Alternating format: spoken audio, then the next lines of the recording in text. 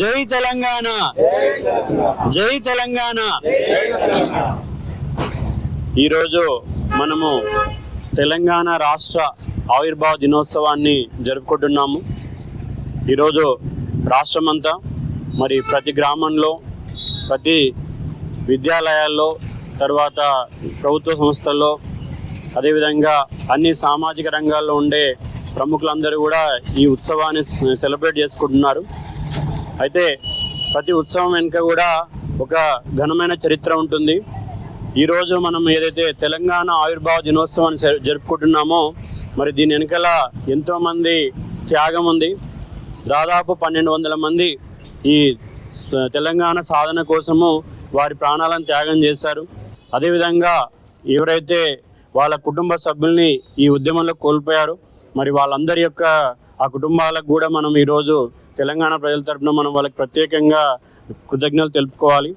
ఇంకొకటి ఏంటంటే ఈ 1200 మంది బలిదానం యొక్క ఫలితం ఏంటంటే ఒక బంగారు తెలంగాణ, ఒక శాంతి, సుఖము, మరి సమృద్ధి ఉండే తెలంగాణ అనేది వారి ఆశయం ఉండే. మరి ఈరోజు మనము వాస్తవాలకు రావాలి.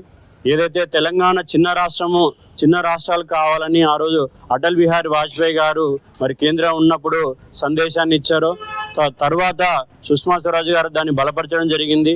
వెంకయ్యనాయుడు గారు, సుష్మా స్వరాజ్ గారు మరి రాజమండ్రిలో తీర్మానం చేశాక దానికి మరి పెద్ద ఎత్తున తెలంగాణలో సపోర్ట్ రావడము, తర్వాత కాంగ్రెస్ కేంద్రంలో ప్రభుత్వం ఉన్నప్పుడు ఈ చిన్న రాష్ట్రాన్ని మరి మనకు తెలంగాణ రాష్ట్రాన్ని ఇవ్వడం జరిగింది.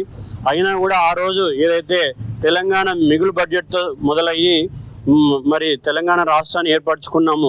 గత 10 సంవత్సరాల్లో ఏదైతే కల్వకుంట్ల కుటుంబం ఈ రాష్ట్రాన్ని పరిపాలన చేశారో మరి 5 ఏళ్ళు 2 సార్లు పరిపాలన చేసి ఈరోజు దాదాపు 7.5 లక్షల కోట్ల అప్పు ఈరోజు తెలంగాణ ప్రజలపైన ఉంది. మరి దీన్ని మనం గమనించాలి.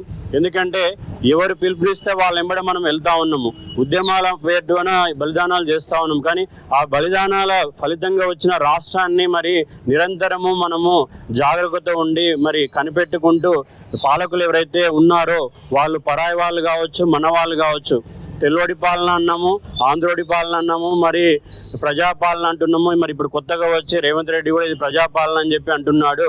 మరి కేసీఆర్ ఏమో ఆత్మగౌరవ పాలన. ఎన్ని పాలన ఉన్నా కూడా మరి తెలంగాణ ప్రజల యొక్క శ్రమని దోపిడీ జరుగుతుంది. ఇన్ని లక్షల కోట్ల రూపాయల ప్రజాధనం వ్యర్థమైంది. దీనికి ఒకటే ఒక నిదర్శనం ఏంటంటే కాళేశ్వరంలో అంత పెద్ద ప్రాజెక్ట్ 2 లక్షల కోట్లు కట్టిన ప్రాజెక్టు ప్రారంభోత్సవం కాకముందే మరి దాంట్లో ప్రాజెక్టులో బీటలు రావడము, ఇది ఎంత పెద్ద ఎత్తున అవినీతి జరిగిందో మనకు అర్థమవుతుంది.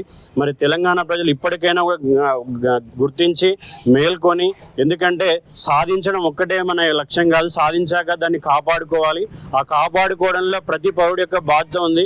ఒకవేళ మనం ఈ బాధ్యతను సరిగ్గా నిర్వర్తించకపోతే ఈ 1200 మంది ఎవరైతే బలిదానాలు చేశారో వాళ్ళ బలిదానం అంతా కూడా, వాళ్ళ త్యాగం అంతా కూడా పూర్తిగా వృధా అయ్యే అవకాశం ఉంది. కాబట్టి ఈరోజు తెలంగాణ ప్రజలందరినీ కూడా నేను ఒక భారతీయ జనతా పార్టీ వికారాబాద్ జిల్లా అధ్యక్షుడు నేను కోరుకుంటుంది ఏంటంటే మనం ఏదైతే తెలంగాణ సాధించుకున్నామో మరి ఆ తెలంగాణలో అవినీతి ప్రభుత్వాలు నడుస్తున్నాయి, ప్రజల శ్రమని దోచుకుంటున్నారు, ప్రజల డబ్బుని వృధా చేస్తున్నారు.